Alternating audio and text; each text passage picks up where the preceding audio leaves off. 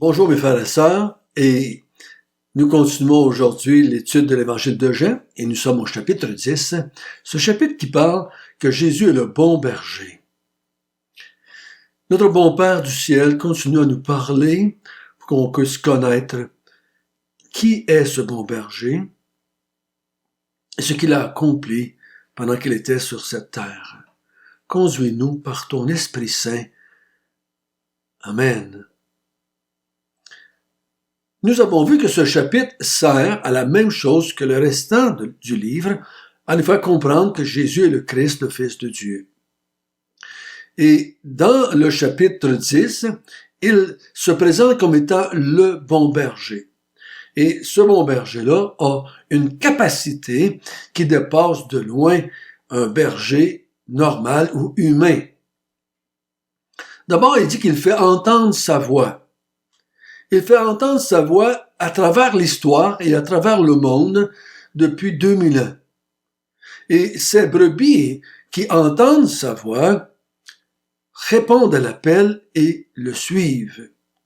Et quand ils répondent à l'appel et qu'ils le suivent, il leur procure la vie abondante, ou une vie abondante, qui veut dire la vie éternelle.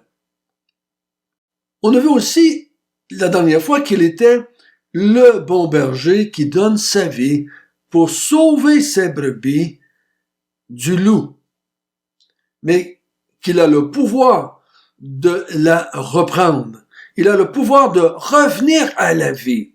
Donc, il donne sa vie pour faire mourir le loup, le diable, et ensuite, il revient à la vie. Donc, il y a des capacités divines, il y a des capacités au-delà de ce qu'un berger pourrait faire.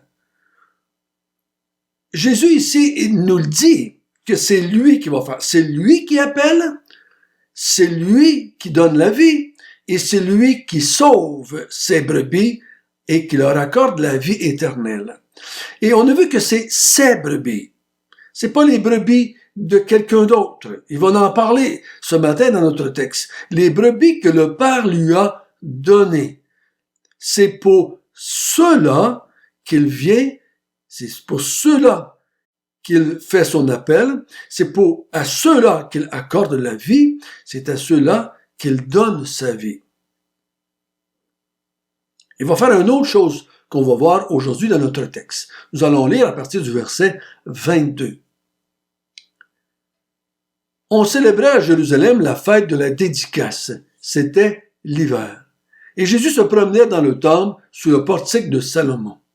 Les Juifs l'entouraient et lui dirent « Jusqu'à quand tiendras-tu notre esprit en suspens? Si tu es le Christ, dis-le nous franchement. » Jésus leur répondit « Je vous l'ai dit, et vous ne croyez pas. Les œuvres que je fais au nom de mon Père rendent témoignage de moi. Mais vous ne croyez pas, parce que vous n'êtes pas de mes brebis. Mes brebis entendent ma voix, je les connais et elles me suivent.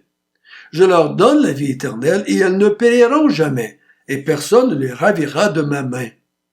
Mon Père, qui me les a donnés, est plus grand que tous, et personne ne peut les ravir de la main de mon Père. Moi et le Père, nous sommes un. C'était la fête de la dédicace.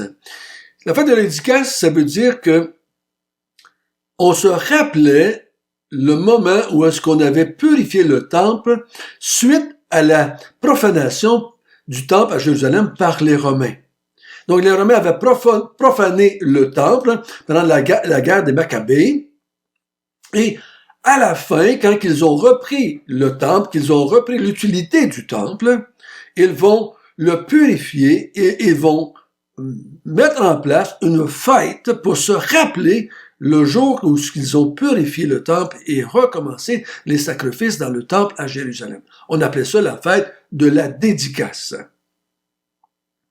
C'était l'hiver. Donc, on avait vu la fête des tabernacles et les événements qui ont eu lieu autour de cela, qui étaient environ au mois d'octobre. Et là, nous sommes en hiver. Donc, on n'a pas plus de précision que cela, mais c'est la dernière saison, le dernier hiver, que je pourrais dire, de Jésus. Il va mourir. vers le mois de mars, avril, à la fête de Pâques qui s'en vient. Donc, on n'est pas loin de la mort de Jésus. Et à cette fête-là, la fête des dédicaces, Jésus va dire des choses qui vont aider Jean l'apôtre à croire que Jésus est le Christ, le Fils de Dieu, et que s'il croit en lui, il va avoir la vie éternelle. Donc, ce texte, encore une fois, va servir à nous aider à croire qu'il est le Christ qui vient du ciel et qu'il est le Fils de Dieu.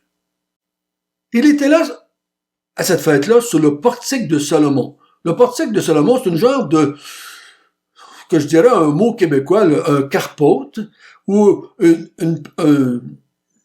un portique avec des colonnes et avec un toit. C'était dans l'enceinte du temple, et les gens se réunissaient là, à l'abri du soleil ou des intempéries, et ils parlaient, discutaient. C'était un point de rencontre pour les gens qui allaient au temple à Jérusalem. Jésus est là, et il se promène, et comme son habitude, il y a des gens autour de lui, et il enseigne. Au verset 24, il dit que les Juifs l'entourèrent et lui posèrent une question. Arrête de nous tenir en suspens, dis-nous franchement, ouvertement, clairement que tu es le Christ. Jésus leur répondit, je vous l'ai dit. Je ne peux pas vous le dire plus clairement que cela. Ça fait 3 ans que je vous déclare que je suis le Christ, le Fils de Dieu. Mais vous ne croyez pas. Même si je vous le répète encore une fois aujourd'hui, vous ne me croirez pas. Les œuvres que j'ai faites au nom de mon Père rendent témoignage de moi. Donc, ici, Jésus dit, je vous l'ai déjà dit, mais vous ne m'avez pas cru. J'ai fait les œuvres pour démontrer que j'étais le Christ, mais vous ne m'avez pas cru. Donc, de quelle œuvre parle-t-il? Si j'étais quelqu'un qui lit l'évangile de Jean pour la première fois, je dirais, je vais retourner au commencement puis je vais relire l'évangile de Jean pour voir de quelle œuvre il parle. C'est les œuvres qu'il a fait au nom de son Père. Ces œuvres-là rendent témoignage qu'il est le Christ. Mais faisons bien attention. Il fait les œuvres de son Père Dieu. Pas de son Père David, mais de son Père qui est Dieu. C'est ça dont il parle dans l'évangile de Jean. Donc, si tu cherches des œuvres qui démontrent qu'il est le fils de David, tu vas pas voir cela. Tu vas pas y croire. Mais il a fait les œuvres de son Père pour démontrer qu'il est le Christ céleste, divin, et qu'il est venu sur la terre pour démontrer cela. Donc, il a fait les œuvres. Il le dit tout au long de l'évangile de Jean. Et je dirais, c'est les je suis. Je suis la parole, je suis la lumière, je suis la vie, je suis, on va voir dans les jours qui s'en viennent, je suis la résurrection. Il a fait des œuvres pour démontrer qu'il est le Christ, le Fils de Dieu. Il dit, je vous ai dit les paroles que le Père m'a dit, je suis descendu du ciel, je suis le chemin, je fais des œuvres qui démontrent que je suis le Christ, le Fils de Dieu. J'appelle mes brebis. Verset 26, mais vous ne me croyez pas, parce que vous n'êtes pas de mes brebis. Ici, il dit quelque chose d'important, et c'est pas tout le monde qui veut bien saisir. C'est pas juste qu'on n'est pas capable, c'est qu'on a de la misère à accepter ce fait-là. Même chez les croyants en général. Vous ne croyez pas parce que vous êtes des Juifs, pas parce que vous n'êtes pas intelligents, c'est pas parce que vous êtes plus méchants que les autres, c'est pas parce que je suis pas clair, j'ai été clair pendant les 3 dernières années, je vous ai déclaré, j'ai fait des œuvres qui manifestent que je suis le Christ divin, le Fils de Dieu. Vous ne croyez pas à cause d'une raison. vous n'êtes pas de mes brebis. Vous n'êtes pas de mes brebis. Mes brebis, verset 27, entendent ma voix, je les connais et elles me suivent.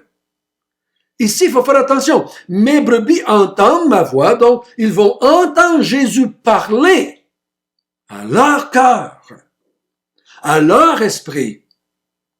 D'une façon divine et miraculeuse, Jésus parle. À ce moment-là, il a parlé de vive voix aux gens pendant 3 ans et il va continuer à le faire pendant tout le restant de l'existence de ce monde dans lequel nous vivons. Jésus continue à faire entendre sa voix dans le monde entier. Et les brebis qu'il connaît, c'est à eux qu'il fait entendre sa voix et ces brebis-là vont me suivre. Attention, on ne parle pas si ils vont suivre Jésus pendant toute leur vie chrétienne en obéissant aux 10 commandements. C'est pas ça dont ils parlent. Ils me suivent parce que je suis leur berger. Ils reconnaissent que je suis le Messie divin qui vient du ciel et qui est le Fils de Dieu. Ils me suivent dans ce sens-là, qu'ils acceptent que je suis leur berger. Pas qu'ils me suivent dans le sens qu'ils sont capables de toujours obéir à tous les commandements que Dieu a donnés. Donc, la raison pourquoi ils ne suivent pas, c'est qu'ils ne sont pas de ces brebis. Il le dit dans le début du chapitre. Je les appelle, je les conduis, je les délivre du loup. Mes brebis. Donc, il y a dans le monde des brebis qui appartiennent à Jésus. Et c'est ceux-là qu'il appelle de façon très spéciale. On pourrait dire que l'ensemble de tous les gens d'Israël, tous les Juifs, pendant les 3 ans, mettons ça de façon un peu hypothétique probablement, tous les Juifs ont entendu Jésus parler. Mais on sait que c'est seulement un petit groupe qui va décider de croire et de le suivre. Et le groupe qui va décider de le croire et de le suivre, c'est ces brebis. C'est pas les autres. Verset 28, je leur donne la vie éternelle. Donc, ces brebis-là qui entendent sa voix et qui décident de le suivre, je leur donne la vie éternelle. Une vie qui ne s'arrête jamais. Ce qui dit, elles ne périront jamais. Toutes ces brebis depuis 2000 ans meurent physiquement, mais ils ne périront jamais spirituellement et ultimement physiquement parce qu'il va parler un peu plus loin de la résurrection. Il en a déjà parlé au chapitre 5 de la résurrection. Mais ils ne périront jamais et personne ne les ravira de ma main. Personne ne peut m'enlever mes brebis. Donc Jésus est en charge de ces brebis. Il leur donne la vie, il les conduit, il les a délivrés du loup, parce que le loup, il l'a vaincu. Il a donné sa vie pour le faire mourir, ce loup-là, pour l'empêcher de disperser ses brebis, de leur enlever la vie. Et j'ai la capacité de les garder. Moi, le berger, je laisserai jamais qui que ce soit m'enlever mes brebis. Et là, il rajoute quelque chose d'intéressant. Mon Père, au verset 29, qui me les a donnés. Voilà d'où viennent les brebis. Le Père lui a donné des brebis. Le Père lui a pas donné le monde entier. Le Père lui a donné des brebis et mon Père qui me les a données, ces brebis-là, avant la fondation du monde, je suis venu pour les appeler, pour les sauver, pour leur accorder la vie éternelle. Mon Père qui est avec moi est plus grand que tous.